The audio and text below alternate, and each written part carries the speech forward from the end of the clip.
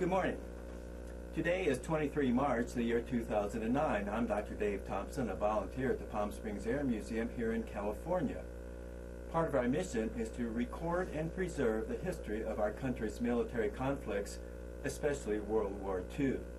As part of the Veterans History Project of the Library of Congress in Washington, D.C., we conduct interviews of veterans and civilians who participated in those conflicts.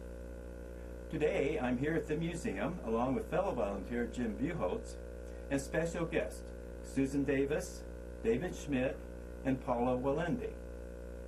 And today we have the honor and the privilege of interviewing Lieutenant Colonel Dick Davis. Colonel Davis was a P-38 and a P-51 pilot in Europe during World War II. So we're going to talk to him about that and a lot of other things. Dick, so good to have you here, buddy. Okay, now, would you, let me get you lined up here first.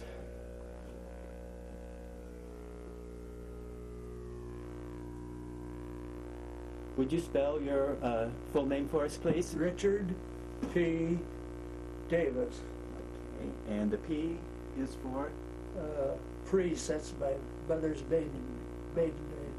My middle name is my mother's maiden name, too. Kind of common, I guess. And when and where were you born? Fresno, California. And when was that?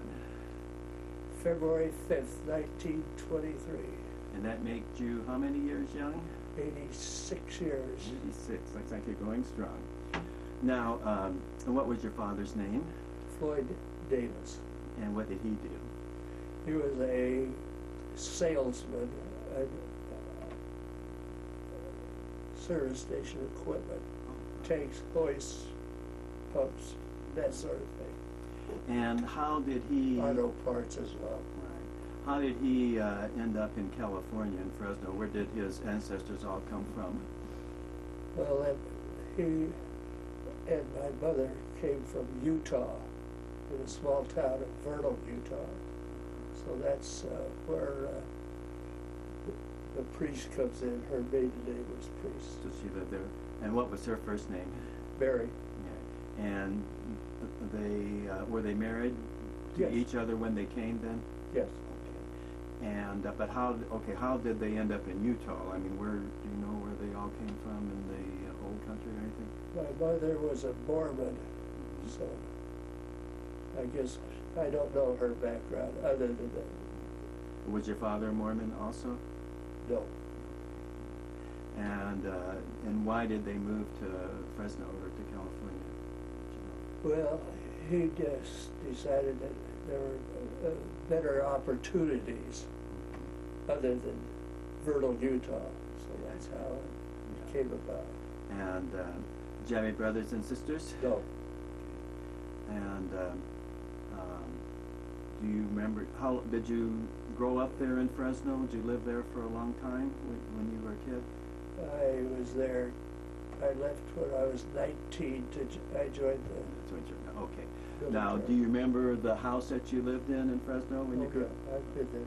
And what street was that? I remember the address. Cortland Avenue, 438 Cortland Avenue. Okay. Was that kind of right in town or on the outskirts? You want the phone number? yeah. You remember that? Was it in town pretty much, or out in the outskirts of it? In town, really. Now, I assume you grew up during the Depression. What was that like for you and your family? We were fortunate. My dad always kept a job. So many didn't. So I could recall going down the alley, and I could tell who was on welfare by the trash cans that they had set out. They were specially marked. Lots of that went on. And in your neighborhood, what did your kids do for fun when you were growing up? Kids games, lots of touch football and that sort of, and baseball. I tried to get on the high school baseball team, and I didn't make the grade.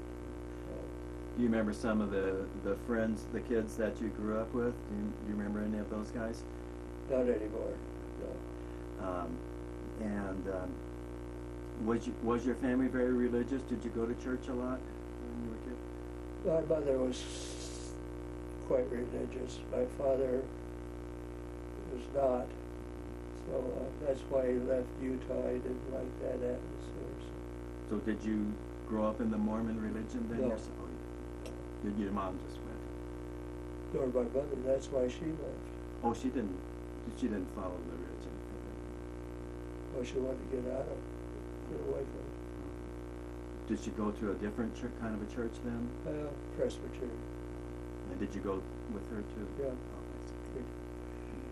Do you remember the... There was a big wheel in the Christian Endeavor of the local church.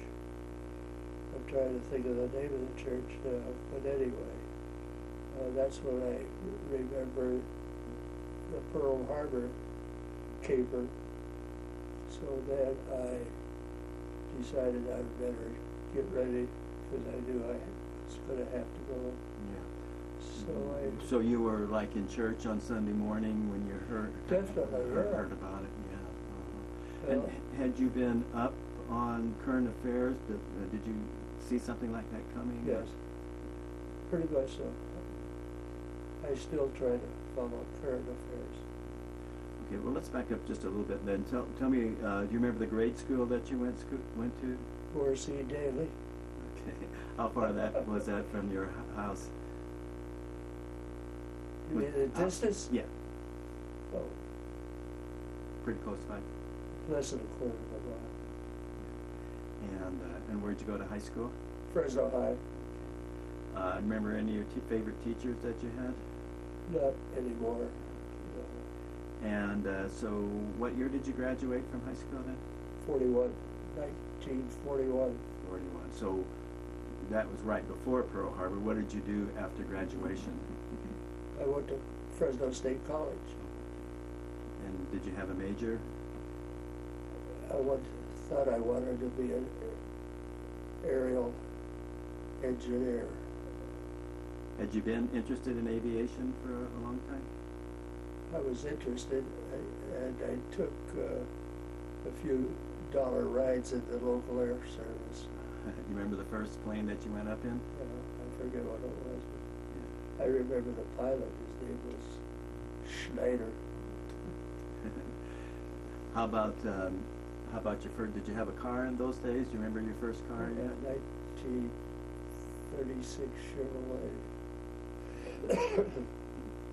And did you have odd jobs when you were growing up and going to school? Constantly. I graduated from the lawn mowing deal. Then I finally got established in the drugstore business, and I worked in the drugstore. Making soda fountain kind of stuff? And delivering and waiting on people just like today. So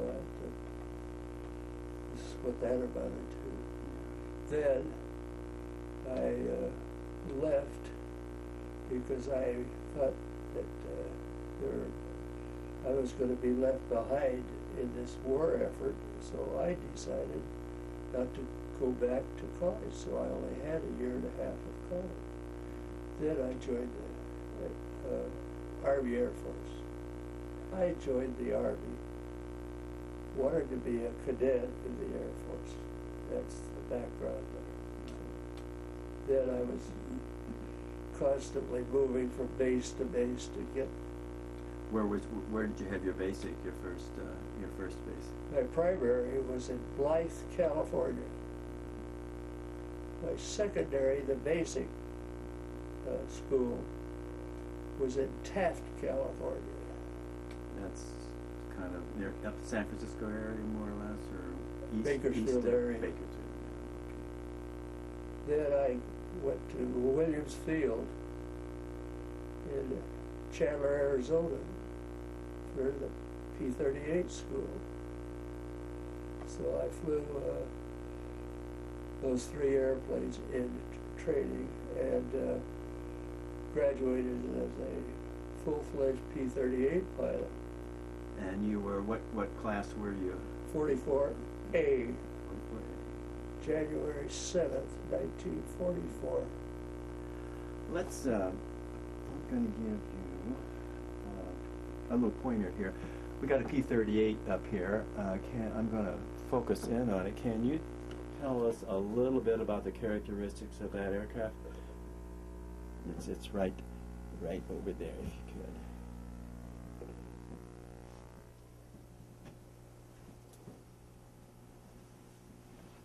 This is exactly what I was flying in Williams Field. Really? Only they called them the British butt sub, and they didn't like them, so they gave them back. Same way with the second airplane I flew, the P-51. They didn't like it. They sent it back. Well, both of them were excellent aircraft. So it was just for some reason there was reason that they thought that they weren't acceptable, but we kept them. Yeah. Now the P-38, it's interesting aircraft because it has a twin boom and twin engines and propellers. I assume that really makes it quite stable. You don't have the torque that a single... You really got a platform with that. It's a great airplane. Yeah. So. And in the nose you had 50 calibers, or did you have any cannons? 450 calibers and one cannon, 30mm cannon. Which is the most powerful thing that's ever flown in the air because it can go through anything. Concrete walls and you name it. And it was an excellent airplane. They proved their worth in the Pacific theater. But they didn't perform as well in Europe. So what happened was I put in 15 missions after training, more training after, but as an officer, I was in P-38 training as we were starting to form groups. And groups were, if you wanted to be a fighter pilot or a bomber pilot or whatever, you probably got your choice. So by luck, I ended up as a fighter pilot. So. Did flying come easy to you? It's easy after you understand what's going on, and the more time you get, the better you get. So. And where were you doing all this training after you left Williams Field? After Williams Field, I went to Van Nuys, California, and they were starting to form groups. The group I ended up with started in Glendale, California. They're just a handful of men. They kept bringing in the mechanics, the armorers, you name it, to fill in the positions in a group. So that's the history of that. So after you get into a group, you then move around to different stations. Santa Maria here, Oxnard, and Van Nuys. So that's the history of that. And what group did you end up in? The 364th Fighter Group. And it was, see, I was a replacement pilot. So the group actually had gone ahead of me, and they were, by the time I got to England, that's where I ended up in the combat flying, was with the 364th Fighter Group, 383rd Fighter Squadron. And where in England were you based? A small British, but very, very nice RAF field, and I was stationed there with all the comforts of a home. It was like being in a luxury hotel. And what was the name of that field? Hodington, Hodington. And it was near London, was it? Near Cambridge. In East Anglia, that's closer to Germany. And when did you get over there?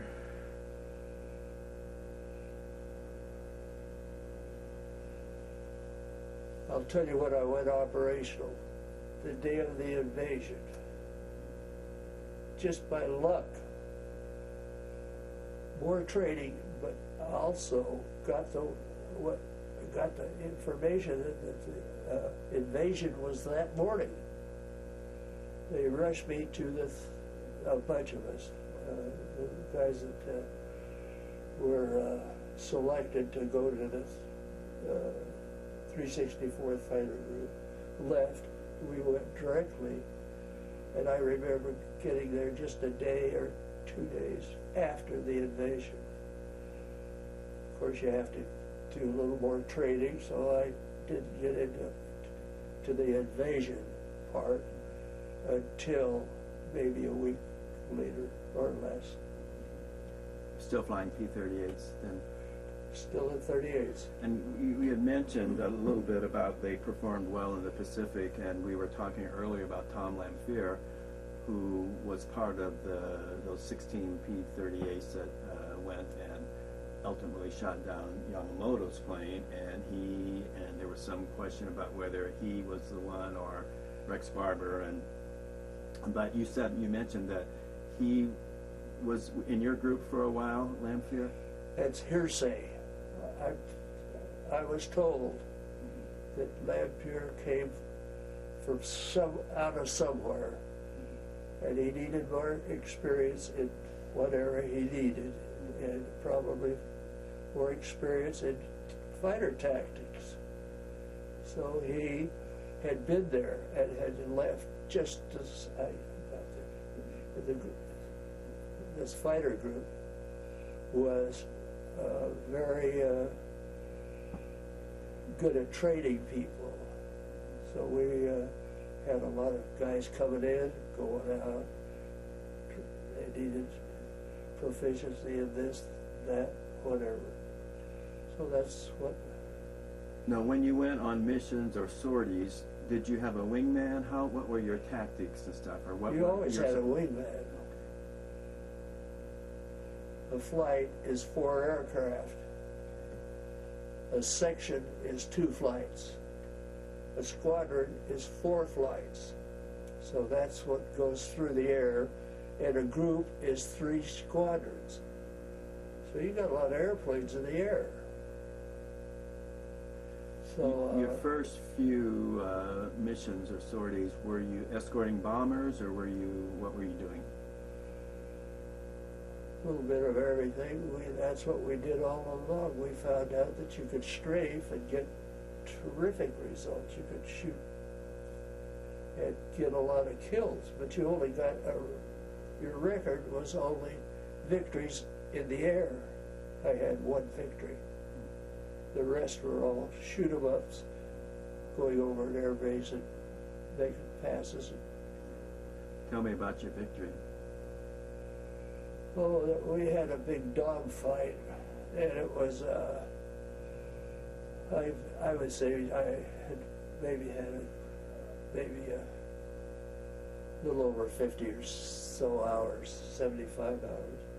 And we got into this dogfight, and I saw this German all by himself, ME-160. I'm sorry, Focke-Wulf 190, tooling along, and it looked like he wanted to get down. So I chased him. I had lost my leader because we were going in every which direction. So I followed him down and I shot him down just as he was leveling off to land. Well, that's a victory in the air. So that's my victory. Tell me about, what was your feeling when you first went into combat? Were you, I know you were excited. Were you scared and all this kind of stuff? Or? Scared. nervous.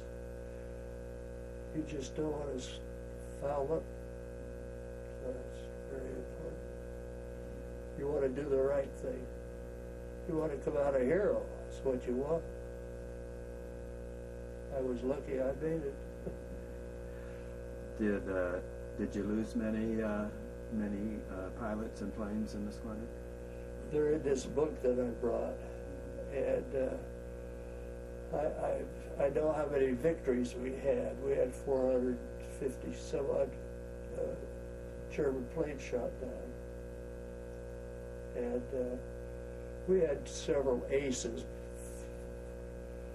Some were 9 victories, 7, 6. They all added up. Pretty soon we were well over 400, so we were pretty proud. Did you have any really close friends in your squadron? Oh, we're all close. Did you lose any good friends? Betty. I had a friend that was killed.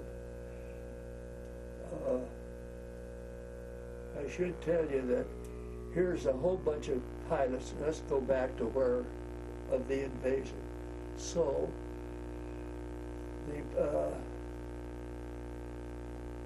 CO or whoever's running the outfit said, "We're going to let you go because of the invasion today." It was the day of the invasion. We'll meet, and those that want to go to the 9th Air Force and fly P-38s. P-38s were used in the 9th Air Force, which is ground support for the Army as it went through. Or you could stay in England and and be in the 8th Air Force. So I decided I would just go into the 8th Air Force. Luckily, I knew how to swim, because later I was shot down and it was picked up by the British Air Sea Rescue. But I'm getting ahead of myself. So anyway, we just had a giant meeting of all the P-38 pilots sitting there, and this colonel says, anybody that wants to go to the 9th Air Force, fall out over here. Anybody that wants to go to the 8th Air Force, fall out on this side of the room. Well, everybody did their falling out.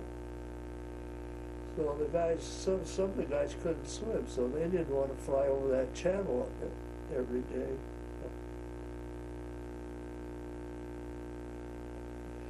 It was a mass of guys crossing the room to go to where they think they should go. So one fellow, a good friend of mine, just died, by the way, decided that he was going to go to the 9th Air Force because he couldn't swim. That's a pretty good reason. So he went to the 9th Air Force.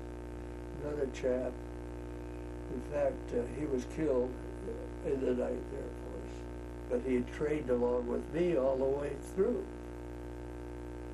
So he was shot down and killed in France in a P-38. Well, I knew him from training, and so he, of course, was an LA kid, and he was killed in the 9th Air Force. And so I just, and I knew his wife. So when I got home, I knew some details about his death, and I figured she would like to know. So I buried her. Oh. Her body. Wow. Oh, my God. So anyway, that. And what was her name? Mary Lucille. She She looks an awful lot like her. Well, she must have been awfully pretty then. Yeah. You can see why you Pretty would have girl. married her. Yeah. So anyway, that's how things evolve. Yeah. Oh, wait. So you meet some guys that I've known some that are still alive. We're dying off pretty rapidly. Have you had reunions that you've gone Oh, to? I went to so many reunions. It was a break that she's been to. So, well, let's go back to some of your sorties, and we'll get to that one where you tried to swim the channel. Tell me about some of your memorable ones. well, the channel was that the closest I ever came to it. Was that were you flying P38s or P-51s. Okay, well, this might be a good time to let's talk about the Let's P2. talk about the 51s because there's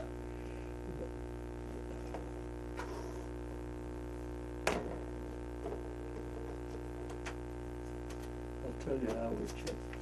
Yeah, let me get a little close-up on that first. Okay, yeah. So the reason we're in P-51s now, Mm-hmm. this was after I had flown 15 P-38 missions. Mm-hmm. And then we switched overnight. And I'm not exaggerating, I'm telling you, this was a shock. Because we hadn't flown single-engine fighters since advanced training in advanced flying school. So all of a sudden we get the word that the P-38s are leaving. Go out and look and see them fly away. P-51s are coming in. So the general said the P-38s are not holding up as well in Europe as they are in the Pacific. I'm going to change your method of transportation. We're going to go into single-engine fighters starting Thursday. That's as simple. And we only had a few days to get a couple of hours in. A lot of guys had forgotten about torque, And we had a few that really goofed, and they just augured in. So it was. Anyway, that's why we changed. And did you, once you got used to it, did you like the 51 as well or better than the 38? I loved it, but I also liked that extra engine. Yeah, could have kept you dry, huh? I probably would have made it if I had that 38 instead of bailing out. Well, tell me about the firepower that the 51 Well, the 51 has three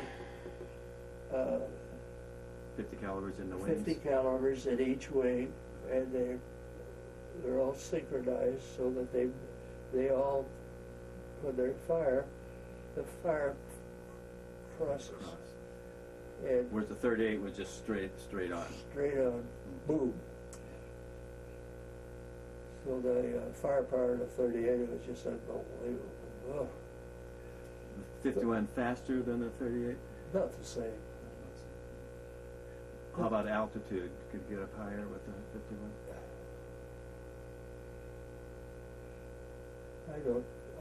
I would just say they're both excellent altitude operators. Now they talk, from what I understand, is one reason the 51 had more range and could take the Well, line of course, the they bomb. kept adding drop tanks. We finally got a gasoline tank right in our back. Well, That kind of upsets you a little bit. 85 gallons of gasoline sitting right behind you. So that was kind of made you nervous. I would guess. Yeah. Well, tell the me. range of 51. 51s are going from East England to Russia landing, refilling, and coming back. Because you couldn't go all the way to Russia and then hope to go back. So that we had, with drop tanks and the extra fuel tanks, we had the maximum amount of fuel. Did you get into many dogfights with the 51? I never counted them, but yeah, that's where you learn to fly. Well, it seems like that it's just chaos. I mean, just planes going every which way, and you don't really have much time to lock in on somebody. Tell me a little bit about that. Well, there's all kinds of tactics. First, the reason we were there was for high altitude coverage of the bombers. So we did that a lot, but we would also be clear to attack any target that you saw on the ground. So a whole squadron that's 16 airplanes would be scheduled to leave the top cover because another unit was coming in and they're going to take over where you came home. We're going home. We'd drop down and we'd shoot up barges and trains, you name it. That was the fun part, you know. It wasn't more dangerous with ground fire coming in? Anything's dangerous. In the air or strafing. It's all maybe and maybe not. But anyway. Did you get your plane shot up quite often? Get blow holes and stuff like that? I just saw him here a minute ago. There's a hole in the... This is another story. I'll be here forever. But anyway. We got forever. So. Oh, no. Anyway, the story I want to tell you that is memorable was we got an order from our command that there's a train running around in the village of Rémy, France, one day out, another day, but he's moving from village to village. And they assigned my squadron to go on a raid at 2 o'clock in the afternoon, which is kind of unusual because you got out earlier when you went on other missions. But anyway, sure and behold, we get over Rémy, the village, 1,000 people maybe, farming village, and here's a train. That's what the underground had told us, be on the lookout and blow up this train. We're going to blow up a train. So we get over there, sure enough, there's that train.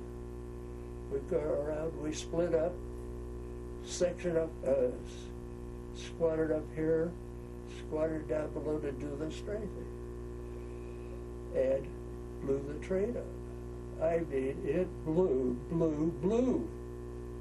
Just leveled it was a mushroom cloud as high as maybe 25,000 people. Well, that's our top cover. I was in the top cover group to protect the guys that are down strafing the train. So we lost one guy going in. He was killed. So then the leader of the ground crew group decided to let us come down and look it over because it just unbelievable destruction. The numbers I can't believe, but they said there were hundreds of German troops guarding the train. They had hidden under the train. So, under all the boxcars. So, yes, we went down and we buzz the train to see the damage, because way up there we couldn't see. All we could see is this mushroom cloud. So then that I got to see. So we cruised around there. There was no interference, so we made a few passes. So that was the mission that I'll never forget. Plus, when I got shot down by anti-aircraft at over Brussels. So I had two experiences. So anyway, well, I had many experiences, but those I still remember as if they happened, just shortly. Anyway, come to find out now, we were there. We held a reunion, and we were invited by the people of this village of Raby, the pilots that were on that raid. And there was about 12, 14 guys that could make it. A lot of guys have died in this big time. So we were there, my daughter and her husband, and we had a celebration because they welcomed us like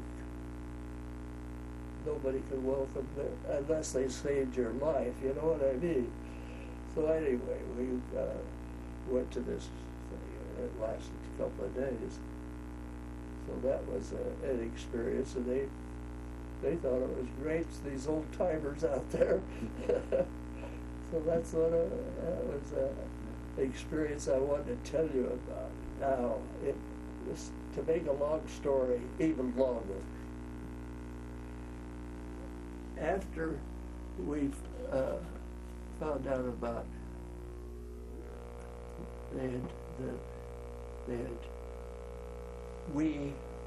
the squadron had shot down, not shot down, but we had this explosion from strafing, blew out all the stained glass windows in the church. So we found out that the stained glass windows were replaced by just plain glass. And so we decided that this is a bunch of pilots like me wandering around collecting money for stained glass windows. You know, I'd go to a PTA meeting and I'd tell them I'd go to a high school talk.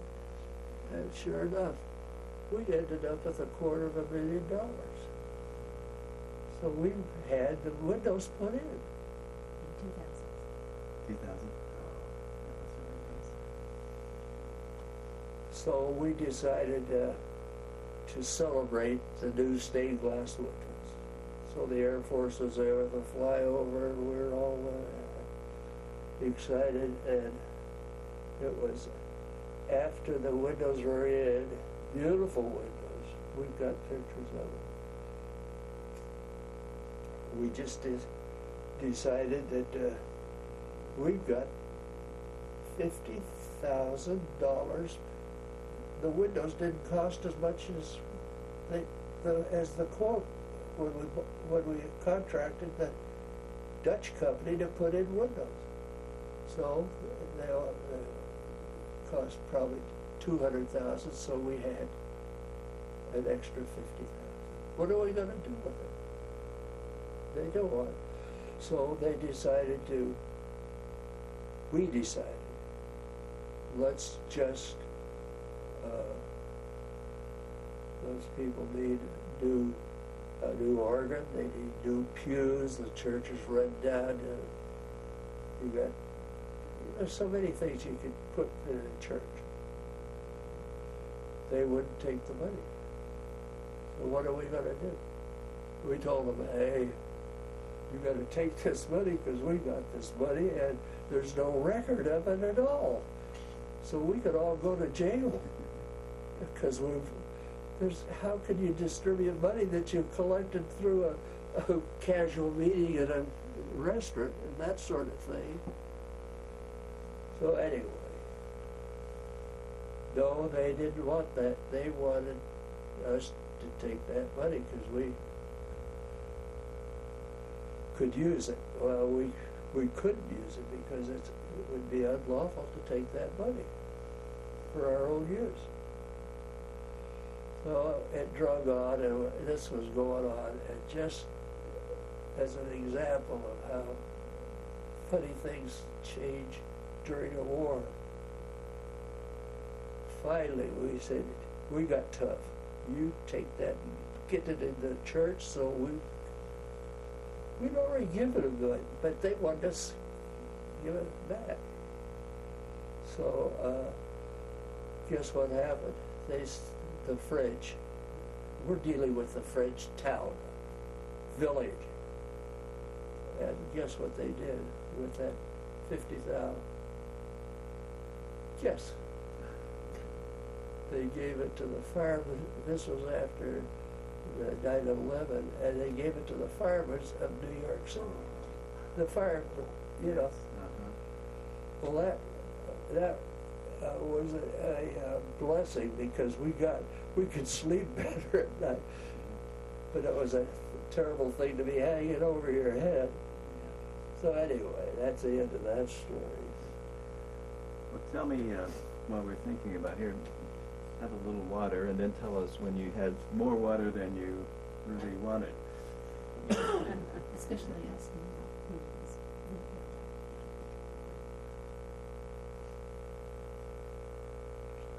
we were coming back from a raid somewhere in Germany. This was a bomber support that we were on. And while I'm thinking about it, by this time, were they sending up hundreds of bombers? I mean, you talk about the long stream of bombers. Is that the way it was? A string of bombers. Guess what was on that train that we blew up? An ICBM fuel supply. You know what an ICM and the fuel supply for a launch blew up. That's why there was such a terrific explosion. Where was I on the other? We were talking about you were escorting bombers, I think, and this is when the time. Oh, we're coming back from a raid, yeah. And it was overcast, so the leader didn't know we were right over Brussels, and they were heavily had anti-aircraft over the city. We flew over it, and we were in an aircraft flak barrage. I got hit, unluckily, but I thought, well, all my gauges are working and everything seems to be okay. Show me on the plane over there where you actually got hit. Can you show me where? I got hit right here. Right in the engine. Right. I lost oil, but this all didn't happen. It happened when you get hit like that. You're running pretty good, and you think you can make it back. But I could feel that I got hit. So I decided that I'll make it back to the base because it was the wrong thing to do. But anyway, I got about halfway across the channel, and I got on fire. So I thought, I'm not going to make it. So I told him I was in trouble and I was going to have to bail out. So I'm going to give you a fix. I'll tell you where I am so that they can notify the Air Sea Rescue, British Air Sea Rescue. So that's what happened, and they just picked me up, and I was in the water. Well, okay, tell me about bailing out, though, and let's take a look at that plane again. Well, I don't want to tell. They think I'm lying about this. Jim and I know better, so you tell me what happened. Well, this is the truth. Because I went to a P-51 fly-in and I talked to the head engineer that designed that airplane, and I told him how I bailed out. But he says, that's impossible. I says, like hell it is. I said, that's exactly how I got out. Anyway, the flames never got in my face or anything, but they were about to. So I just thought, I got to get out of this. So I had two buddies stay with me. The rest of the squadron went home so that they could help the air sea rescue. The air sea rescue finally got there after the bailout. So Well, tell me, how did you actually get out? To bail out. Yes.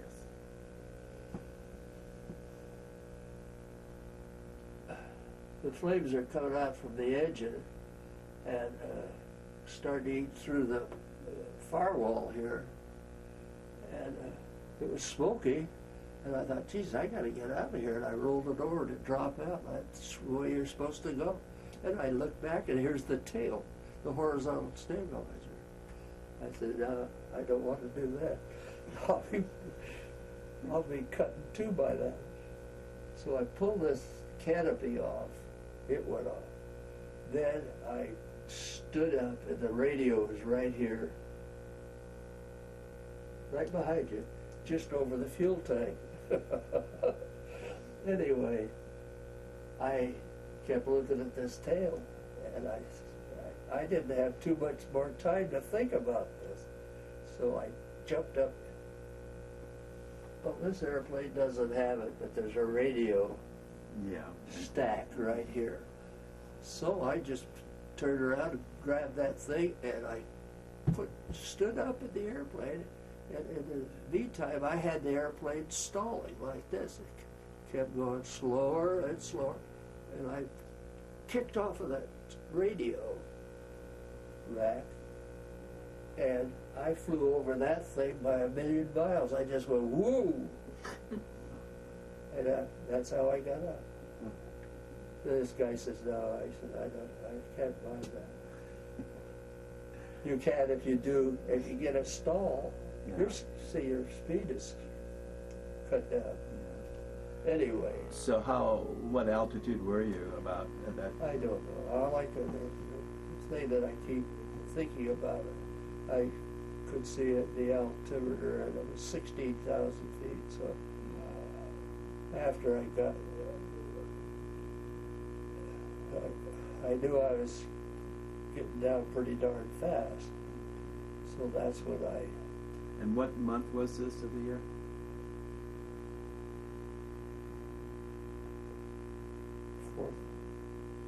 Fourth of July. In that area. That's why I remember the water was the warmest it's ever going to get. And what was your landing in the water like? I could talk about that forever. Everything I did, I screwed up because I should never.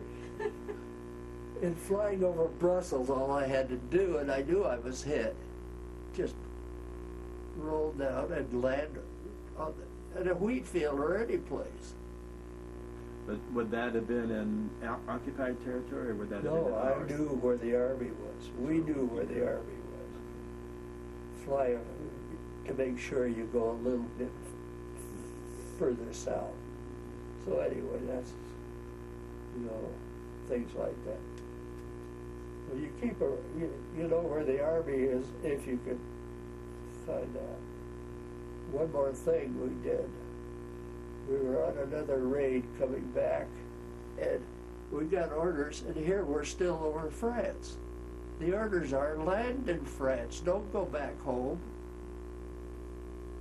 We want you for the Battle of the, which ended up as the Battle of the Bulge. So we landed at this field, and we stayed overnight. They refueled us, and we took off because that next morning the weather, if you'll remember, the Battle of the Bulge was the Battle of the Bulge because the fog or clouds were over the bulge. So we went over, we got up about daybreak, we were in the air because the weather had cleared. We only orders. This is where you can screw up in military, especially when you know you're doing something for the first time, and if it turns out wrong, you may be dead. You don't know. Who knows? How can you do something like this? Land, and they tell you, we had a briefing and they told you the Battle of the Bulge is right there on a old beat up map. Take off, take a heading, and we have told the infantry at the Battle of the Bulge, stay under cover. Don't get any trucks or equipment out. Shoot only German trucks, to be sure. It worked. It's a chance in a million. So we shoot them up, and then we're ready to go back and have breakfast at our own base. But tell me again about your landing in the water when you bailed out. You're hung up on that, aren't you? Well, I just, I always have to prefix everything a little bit, but in England, at this base I told you we were on, and the invasion happened that morning. On that base, there was a swimming pool. We practiced coming down with a parachute from a high diving board and land in the water. We practiced that. Practice makes perfect. So I remember that, and I had practiced. And anyway, I come down to the chute, and all I can see is water, and I don't see any rescue boat. I don't see anything. But I know they're coming, because I got the word that, hey, my buddies give me this. I know everything's A-okay. So I come down, and I know when you practice, you go, your thigh straps, you unbuckle them. And that's what you do. You crank them open, but you have to stay in the chute. And that's right here, where you break this, the chute flies off. I thought, just as I thought I was going to hit the water, give it this. I missed, and I go down in the water, and I go way down, and I thought, it's all over, because I knew I couldn't, because I had a Mae West on. When I did that, I pulled the Mae West, the cartridge, CO2 or whatever it is, and the Mae West inflated. So I thought, I've had it. So this chute would just drag you down, keep you under the water? No, I landed in the water. Right. And there's a good wind, stiff wind. And since I'm in the chute, I'm going along like this in the water, like a spinner on a fly. So anyway, I guess I had superhuman strength, because I got the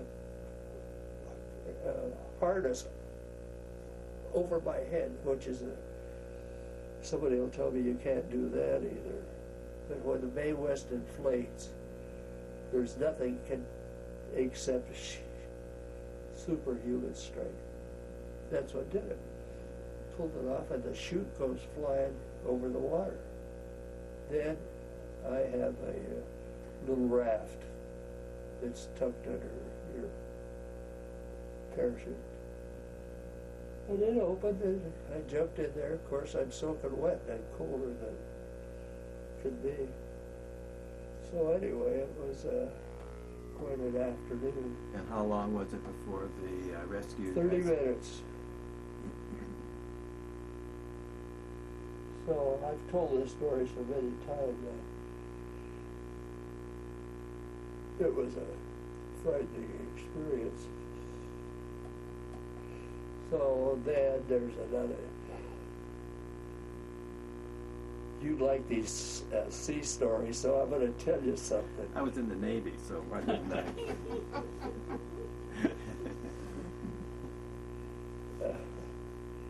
So anyway, as I'm sitting in this little low-life raft, it's just enough to get your butt in. And anyway, I'm sitting there, and the water's splashing around, and I'm cold as can be.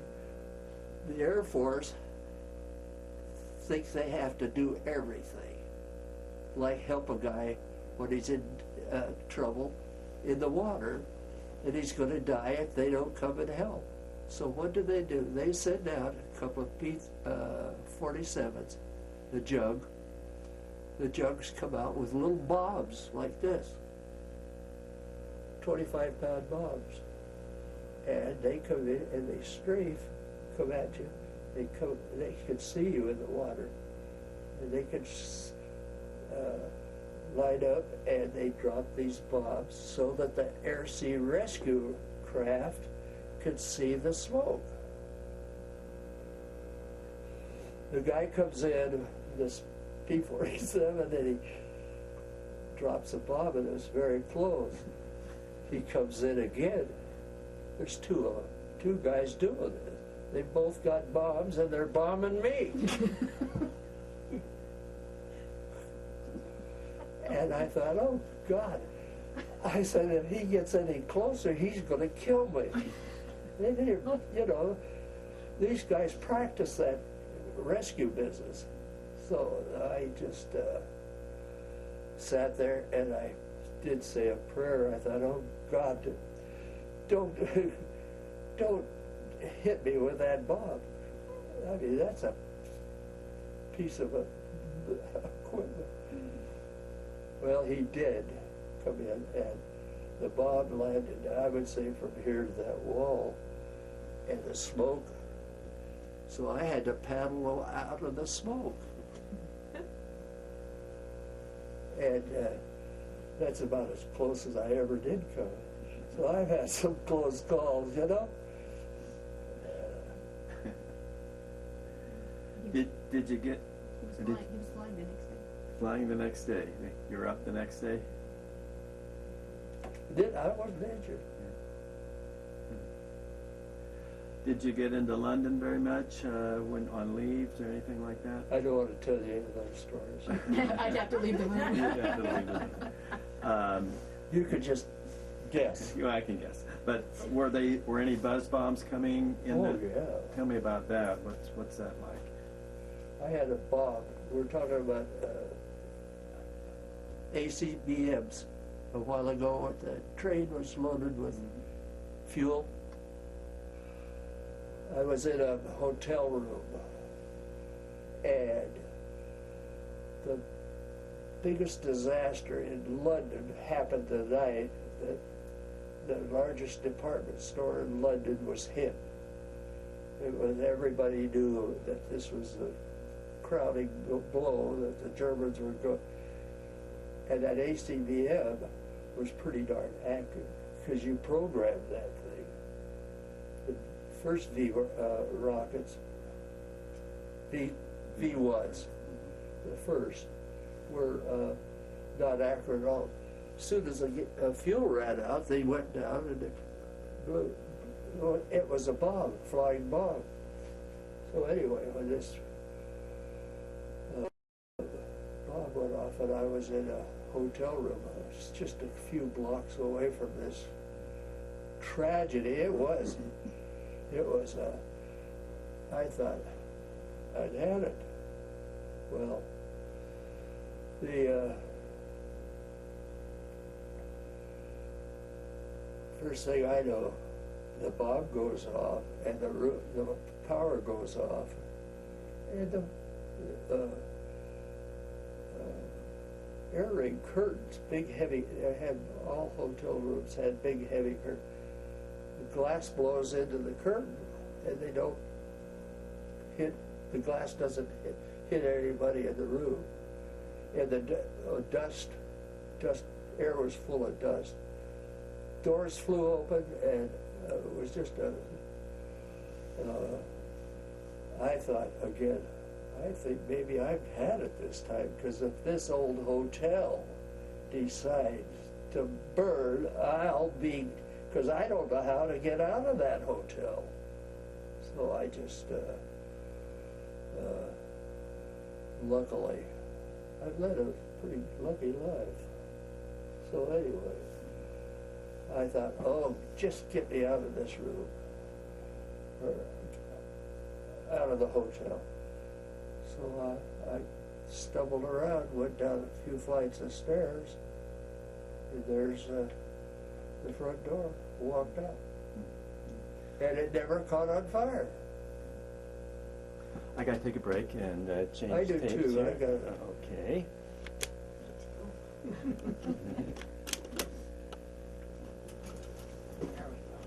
All right.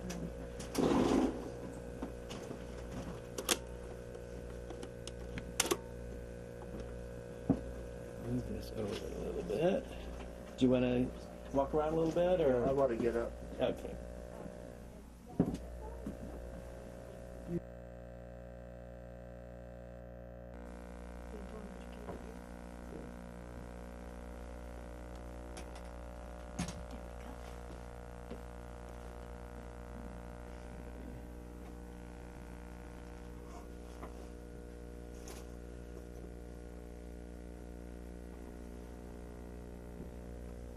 Now, Susan, we'll start talking a little bit about your mom and stuff like that. In fact, why don't you, now did they, she was married to one of his squadron mates, correct? Correct. Correct. And so, did they, other than, did she know about him? Yes, Before they actually met? They had met, yes. She met him in one of the trainings, and I think at the graduation at Williams is where she met him really? and Chandler. Oh, Yeah, okay. Yeah. Yeah. And so she knew him, and the story I heard was that he came home to give condolences to the parents who she was Right. living with and to her. Yeah. And they began dating, and of course he was Tom Cruise handsome and swept her off his feet, I'm sure. I want to throw up.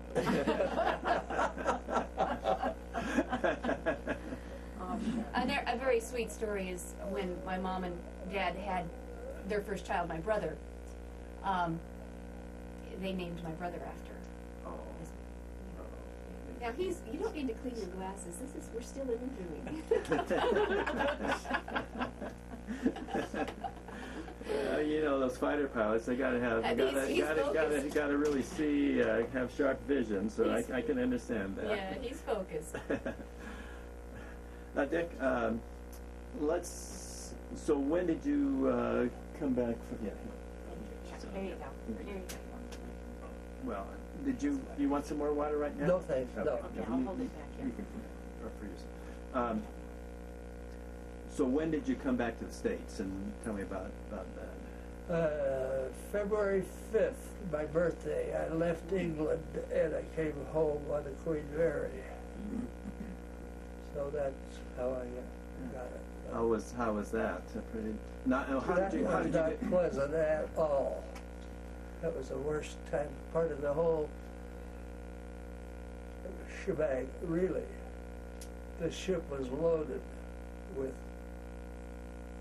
highly injured Army people. And you couldn't believe the people, the injured that were,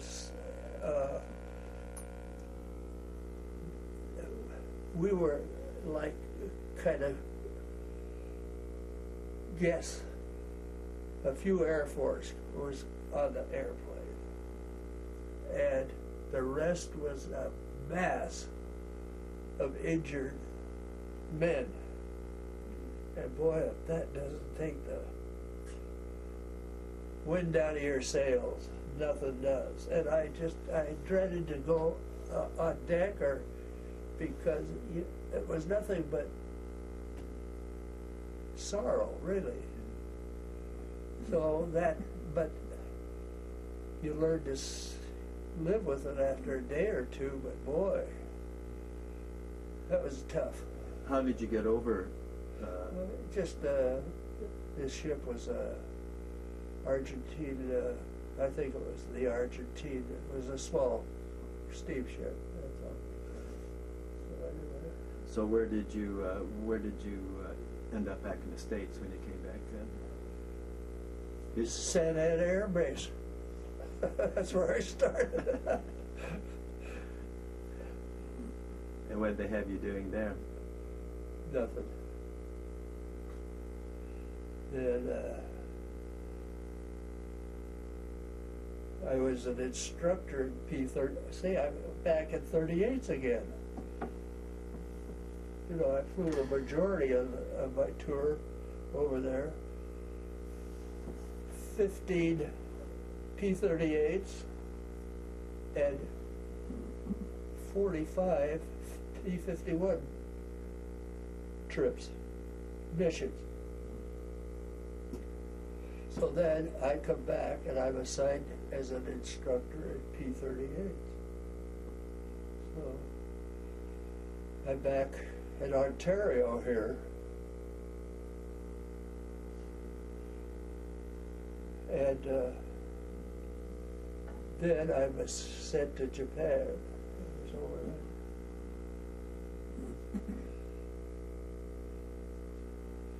So it was.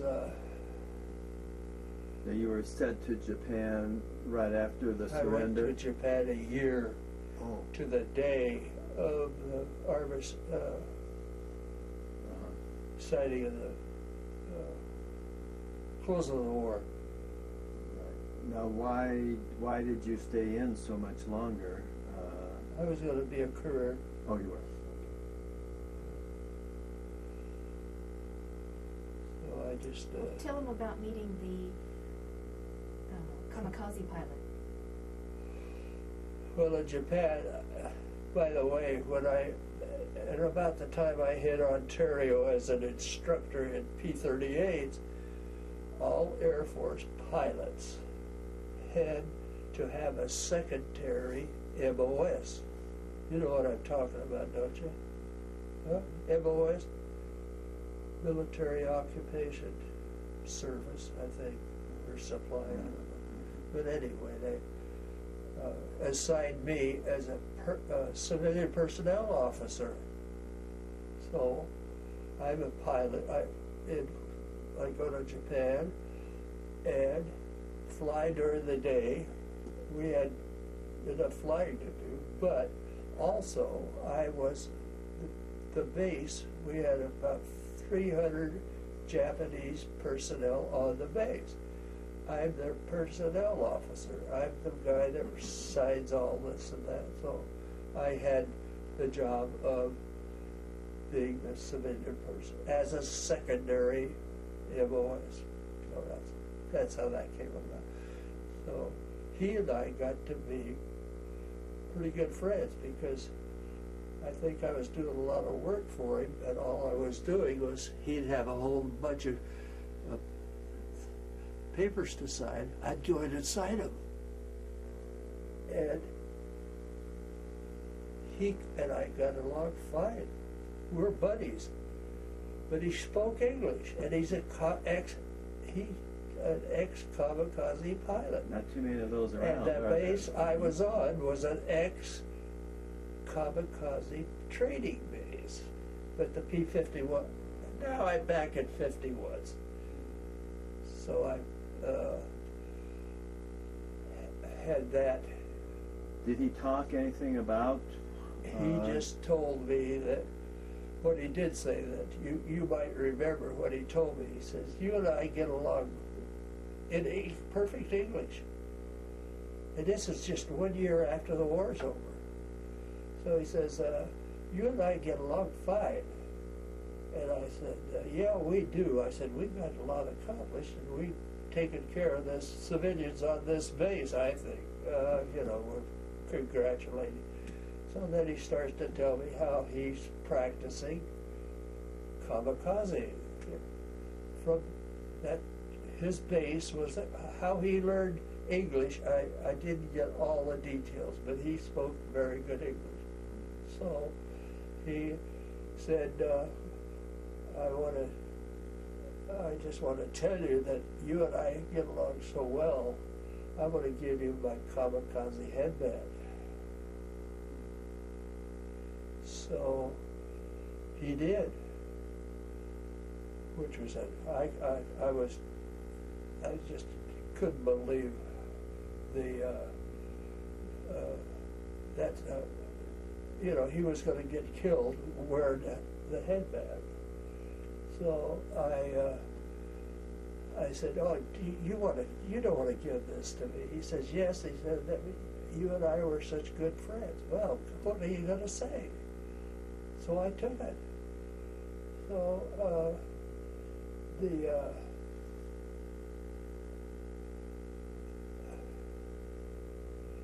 I guess I left then. I was only there about less than a year. Then I had gotten married, and so I just came home. So. And I spent 25 years in the reserves, but not in combat or anything like that. No tough stuff. But you were flying in the reserves? No. No. The only flying I've done is I have a friend that's got a private plane that we go out and fly. But I quit. Since I've had some few health problems. So I just knocked it off. I don't want to, but I didn't land or take off. Did you, do you still have that headband? That he gave You you? got a picture of it. Yeah, you donated it to a... I donated it to, Right, God. Patterson. Wright Wright Patterson. Patterson Museum. Like, In Dayton? Yeah. Dayton, Ohio. Yeah. Oh, that's nice. So anyway, it's mounted in a frame, and a friend of mine. He donated his leather jacket and helmet and all of that stuff that he had a bunch of memorabilia. So when you had come back and you met your wife to be, now had she had any children prior to? Okay, so you were the first. So what year did you get married then? 46. 1946. Okay. I'll tell you the date. January 18th, 1946. And then my brother was born in 48, and I was born in 51. Okay. So you come back from Japan, and so you stay in the reserves, but you get out of the service. Then do you go back to school, or what do you? No, when you stay in the reserves in the Air Force, you go to a meeting every week. I mean, Monday night at the high school, and you're. But I thought I'd like that retirement, so we're good. I'll take it. So did you start another career, or what? What kind of work did you do? What kind of work did you do after you got out of the service? I was an air traffic controller. 7.5. ugly years. Where was that? Where was that? L.A. Oh my gosh. How did you get roped into that? Well, I wanted a job, and I was led that direction because I'd been in service so much, and so that it was a difference. But boy, that's a thankless job. 24 hours you work, days, evenings, bids, 8, 8, 8. Some people don't like you either because you're delaying them. So I thought I better get out of here. It's got to be a real stressful situation because, I mean, you got so much responsibility. It's too stressful, really, because we were in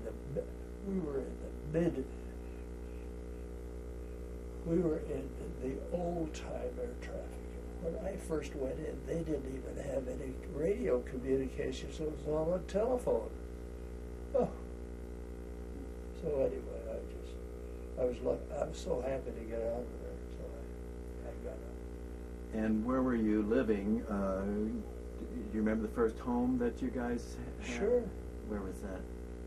Eagle, close to the airport. Is that where you? That's right. Spent 8 years and then we moved. So what did you do after the air control job? I went into business, and I was a printer. Went into printing business. She's still in it. Yeah. Where did you have your? Did you have a shop, a printing shop, or? She's a broker. He was in flexible packaging, like potato chip wrapping and packaging like that. I do ink on paper, where he did flexible packaging. And She does everything.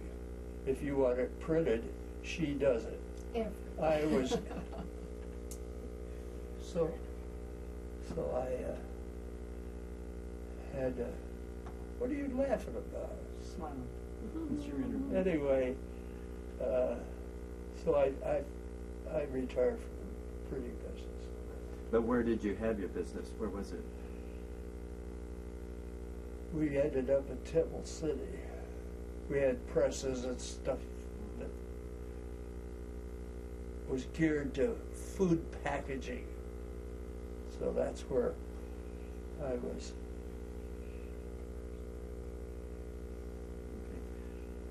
Okay. And what was the name of your business?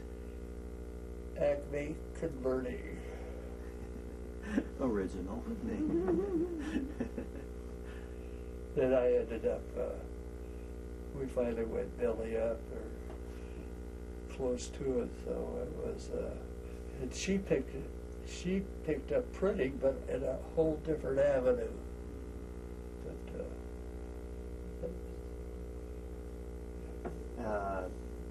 She was asking about Ontario Airport conversion.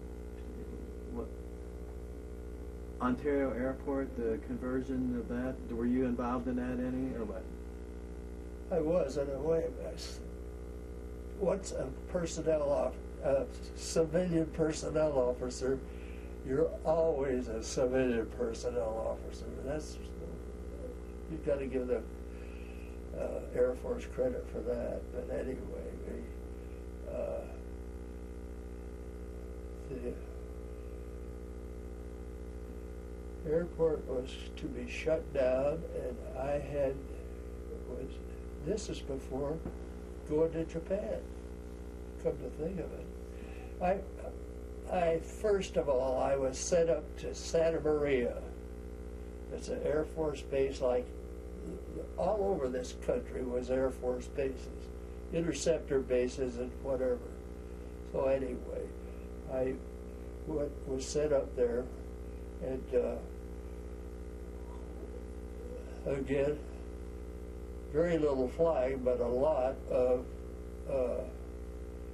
civilian personnel work. So I had office up there. Then after that, Well, you said that you were the last one with the keys locking the door. oh, okay, that, in Ontario, we were shutting down bases. Go to here, go to there, go to Santa Maria, go to wherever. Still a civilian personnel officer with a rating of pilot. So if they had airplanes, I always found airplanes to fly. Get that $200 a month. So anyway, that's what happened. And so at Ontario was before Santa Maria, and they're shutting down the base. I closed down all the civilian operations in the base, except the fire department. So they shipped me out. Who's going to close the base? Nobody. It's vacant. So I called the mayor. Hey, mayor, I'm being transferred to Santa Maria. So I had a key to the front gate. And I called him. I said, I'm transferred. Here's the orders. I have to be up there. So I had the keys to the front gate, and I said, here, you take charge. All I have is the fire department. So that's what she's talking about. Now, Susan, after you moved from Inglewood, where did you guys live then? I essentially grew up in La Havre. In La Havre. You remember the street that you lived in? Of course. What was that? La Verita Drive. Yeah. And where did you go to school? I went to La Havre High School. Mm-hmm. And then I went to Cypress College for a couple of years and decided I had to go out into business.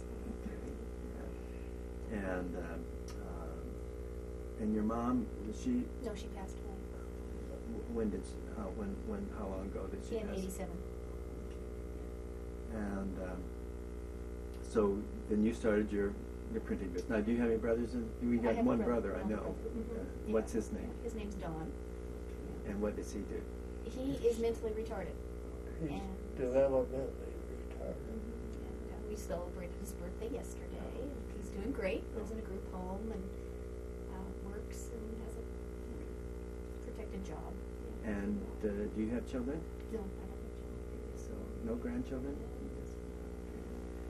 And so what year did you retire from business? Don't ask me that. I don't know. I ended up as a broker. Oh, okay. So I kept going and going, and I would say 15 years ago. About that. And when did you guys start coming to the desert here? I've been coming. There's stories back when I was a baby that they'd bring me out here, and Oh, really? I tossed my last baby bottle over the crib, and they told me that story for a long time in Palm Springs. Where did you come? You started coming to Palm Springs a long time ago then? Not like they did. They decided that they think they want to move. They were in Tustin, and so finally they made the move. But when she was little, when you hadn't been married very long, did you and your wife come down to visit in Palm Springs? Yeah. Because they had friends that lived. Yes. One of his flight buddies lived in the area. Don Dervis was here, so they would come out to visit I them. see. Yeah, you acquire buddies like you. There's nothing better than having a buddy in the service. You know what I mean? So you make a lot of friends. I went to the reunions, his squadron. Well, she reunions. can vouch for that And there because was we always. a lot of history, a lot, camaraderie. Great. Did you have any hobbies or things when you were working and stuff? Golf, tennis, anything like that? Or? She's the sportsman. What do you do to keep yourself occupied these days? Well, I gave up golf, So there's not much left in life, is there? Did you play a lot of golf? Yes, I did twice a week, Mondays and Tuesdays. Where did Six, you? yeah, Where did you play? in LA. Long Beach. Long It's Beach. Bixby. Bixby Golf. Bixby Golf. It's just a 9-hole. Yeah, my grandson's going to Long Beach State now, and so we're kind of getting Down by familiar the with Long pyramid? Beach. Uh-huh. Yeah. Yeah, that's a beautiful campus. That's nice. It's a nice campus. Yeah. Did you live in that area too, Long Beach area? She did. She lived in Tustin. You lived in Long Beach before the war. Before you went in the Air Force, he was working in a shipyard, weren't you? I joined the Air Force, and they said the Army Air Force, and they said, we can't call you. We've got a backlog, and it's going to take 6 months before we call you. So my dad had lost his job because he was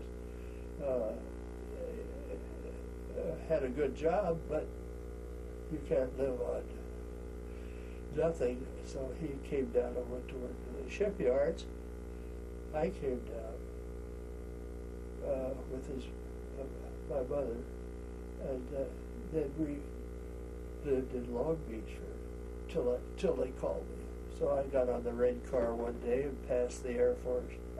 I keep saying the Air Force. It was the Army Air Force. And so that's the history. And so you live out at Trilogy, is that what I understand? Okay. And how long have you been out there? Since Thanksgiving. Yeah, David and I moved out in '05, yeah, and then I convinced Dad that it was very important for him to live close to me. Now, where had he been living prior to that? Huntington Beach. Oh, Huntington Beach. No, you have. No, you. You. You. You. So, and how many years did you live in Huntington Beach? About 15. Did you? I remarried, Oh, okay. and she died. Oh. And what was her name? Annette. Did she have any children prior? 3 kids. Are you close to them? Well, we know, yeah, I mean, What are second their family. What are their names? There's Nancy and Ron and Alan. And do they have you have grandchildren? They have. They have Yeah. grandchildren. They have some grandchildren. But they were only married about 6 years. That's a short time. Yeah. And that's when you played golf up at Long Beach when you were living in Huntington Beach? Yeah, we had 6 good years. I mean, 6 years. And 3 good, 3 not so good. She had Six. cancer. What street did you live on in Huntington Beach? Lafayette Drive. In fact, we were there yesterday. First time since I moved. Yeah. So just by chance we caught the neighbors across the street. Otherwise, they had just driven up from a trip. So Nostalgia to go back and see the old house. Absolutely, yeah. So what do you do these days to keep yourself occupied? I know you don't play golf anymore, but... well, I've got some disabilities here that I'm having trouble getting around. Balance mostly. I've taken a balance course down here at the senior center. The La Quinta Senior Center. Oh, yeah. Nikita. So, I got him hooked up.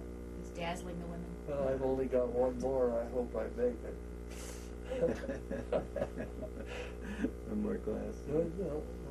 The longer I'm in that course, the worse I get. I can't get over it. I try to keep, I try to walk and do things. Do you have contact with any of your I will guys? have. No, from the that you were in the service with. Any Not of your- anymore, no. Most of them are gone. I'm a survivor, I guess. I think maybe we can just about wrap it up. First of all, anybody back here want to chime in or anything that you'd like to add or ask Dick? No, covered pretty well. I know it pretty well too. So He's heard these war stories till he's sick to death. No, I'll never get sick to death. No. Well, pretty soon I'll say, "How about that number 5? Wasn't that a zinger?" And Susan, how about you? Well, I just grew up with all of these great stories and meeting so many of my childhood Tell me some of friends. where did you guys go to these reunions usually? Any city you name or you can think of, we were there. And they would have it at one year Savannah, the next year Albuquerque. They would just go from East, west. Yeah, they sort of Back favored and forth. Yeah, they sort of did an east-west every other year, and great turnout. And the one in Savannah, we went and visited the 8th Air Force Museum, or what was that? And that was so they always tried to tie something into where they were having the. Well, there always event. was an excuse Yeah. to gather, Yeah. It was regardless. a big crowd, and there was some dedication. We don't have them dedication. anymore. Just the last few years. So, And the history one was the Remy one. Well, the one who I was telling you about in France was the most extraordinary event. well, that wasn't a reunion. That No, was that just was an event. that was an event that the pilots that were involved in the raid I told you about, I would say half had passed away, and then 8 more were I included participated in this thing, and there was only 8 or 10 or so. Did you guys interact with the villagers It was- very much? It was the most extraordinary event. Sure did. When he said it was a church, it was a 13th century cathedral. It was a big thing. And very historic. Only one pilot was killed, but the villagers rallied around and actually took him from the plane, kept his body from the Germans, and the Germans retaliated that they would be sending people off to concentration camps if they didn't give up the body. It was really The amazing Germans story. were so weird. They would take a group of young men off the street and say they're going to kill them at a certain day or when the sun sets or the sun rises, and be 4 or 5. Pretty soon they were, but they never did kill them. But they scared the out of them. So it was a situation. And another thing about that raid, the townspeople in the village lost one young man who was not undercover. The rest were all undercover. They knew the raid was coming. How they knew? The underground. Look out, those Yanks are coming with a lot of firepower. Don't get out today or tonight or anytime. You can't fire that. You couldn't do that at night. You had to have sunlight. The people that hosted the event in 2000, which was the anniversary, they held it on the weekend of the anniversary of the bombing, and there were the majority of the people hosting it and planning it were teenagers and in their young 20s when the train exploded, and it was an extraordinary time to go visit in this town, which is 1,000 people, cobblestone streets, one little main square, grass, where the pretty much event happened. Parades through the town. Everyone from surrounding villages were there. The French came out in their military uniforms, and tanks that were left from the army from. They had army uniforms. I don't know how they get them, but they probably Well, they said they did reenactments, and they would. and so they had all this Yeah. tanks through the streets. There was marching bands. It was unbelievable. And every house that had those darling little shutters that open up, and every house had an American flag.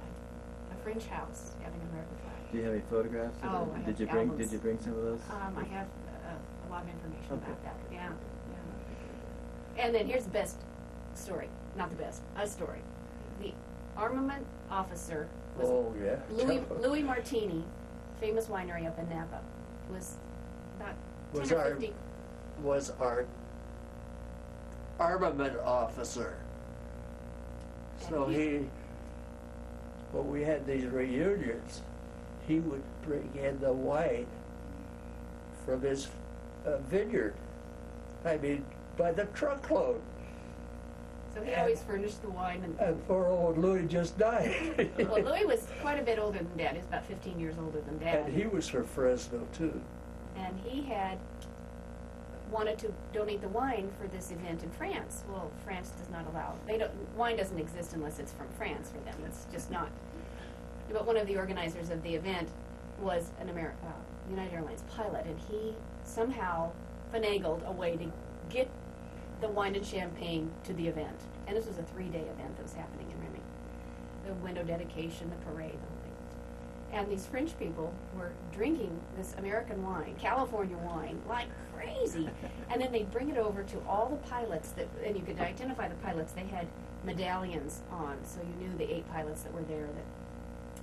And they would have them sign the American wine bottle as a memento for them. And they were just raving about how fantastic this California wine was, but they don't tell anybody.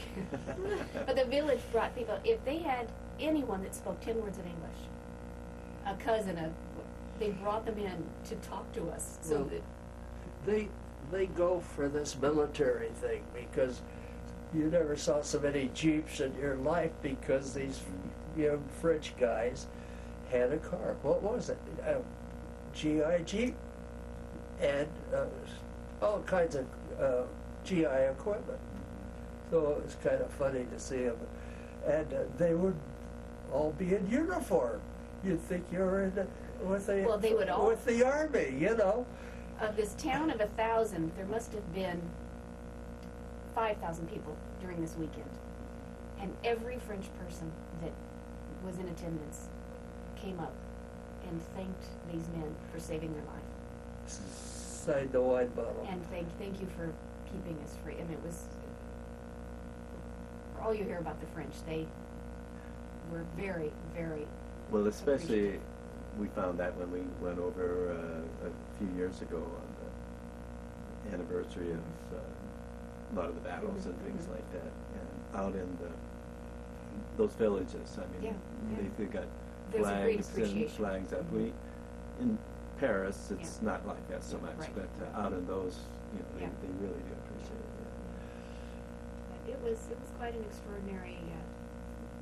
Well, we did we were so fortunate that our losses were one man on a raid like that is unbelievable to lose. And we don't know how many Germans, because they all hid under the train. And when the train went, look out, they went too. So, and then it left a bad taste, and of course the Germans that was in that area and was going to put a stop to this nonsense of blowing up this and that, then it was a different story, because that's why I say they would take young men and light them up, boom.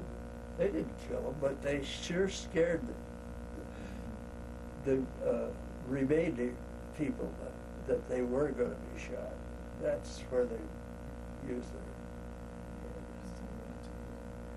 Well, I think maybe we might be, I'm really glad you shared that story. That was a great note. You never heard of that story? I've heard of Remy, and I've heard of... It was on so 60 it was Minutes. I think Yeah. I It have. was a write-up in the LA Times, Yeah. and it was on TV. Yeah, both 60 Minutes and one of those other. Do you have a organizations. copy of the 60 Minute or one of I them? think I do. What I'd like to do is tag that on to his DVD. Would be real nice. Okay, I think And I do. we can do that. So before I finish up the DVDs, if we can get that. Sure, I consider it. As a matter of fact, I would like to make a copy and put it in the Air Museum Oh, yeah, yeah. of that, because we like that kind of stuff.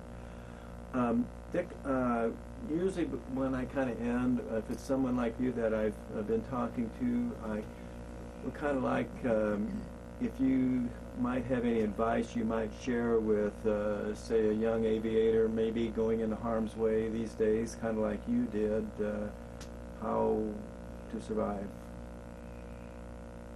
Well, that's kind of difficult. You don't know where they're going, what they're going to do. What you talk to these young kids, oh, I'm going into the Marine Corps. That's all you hear. I'm going into the Marine Corps. So what? I don't know anything how to. How do you advise somebody like that? All I know is don't volunteer. That's all.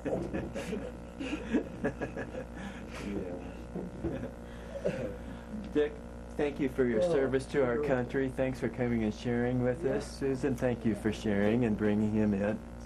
Okay.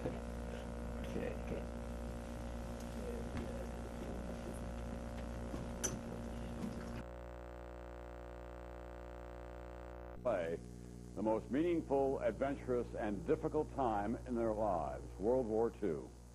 Tonight, NBC Jim Aseda in France with an old American fighter pilot, a story of honor and redemption. For 56 years, World War II pilot Roy Blaha has flown one mission over and over in his mind. It happened here in Remy, northern France. Our first route of flight came across this way. August 2nd, 1944. Blaha's squadron strays a camouflage train near Remy's station. On the fifth pass, a huge explosion. The train, full of Nazi munitions and nitroglycerin, demolished. The shock so great, even the stained glass windows of Remy's 13th century church a mile away blown out. Over 100 German soldiers die that day, but so does Blaha's buddy, a young fighter pilot from Texas, Lieutenant Houston Lee Braley, his plane sliced by flying debris. It tore off his wings and tail, and he impacted in a local farmyard. But it's what happened after that crash that brings Blaha and other veterans back to this village to honor those French and all Europeans who defied the Nazis and risked their own lives protecting fallen American pilots, alive and dead. Et puis il a explosé. People like Maria, then only a teenager, she recovers Braley's body at this spot, wraps it in his own parachute, and hides it from the Nazis. Breaking curfew, she buries Braley in this cemetery at night while German guards sleep, marking his grave with his own propeller. After the war, Braley's body returns to Texas, but today, his best friend's feelings for the town run deep. I respect the people that took care of him. That's why I'm here. That respect grew over time into a special project, Blaha's 383rd Fighter Squadron, raising some $200,000. Replaced the windows in the historic church Remy's people could never afford. We felt that this was something that was needed, and that when the local people see those windows, they'll remember us. The new paintings, cast by a French artist, officially dedicated this week. Admiring the windows, Juliet. 56 years ago, she sewed this American flag out of bed sheets to honor the U.S. troops as they liberated the town. She remembers the dead pilot as a hero. He was really someone special. He gave up his life to save ours. In memory of Houston Lee Braley, died in 1944. It's nice, isn't it? Now, Blaha hopes his lost pal can finally rest in peace. And for that, he's proud of what he calls their last mission. Jim Aseda, NBC News, Remy, France. That's not news for this Friday. I'll see you later tonight for Web of Hate, our day.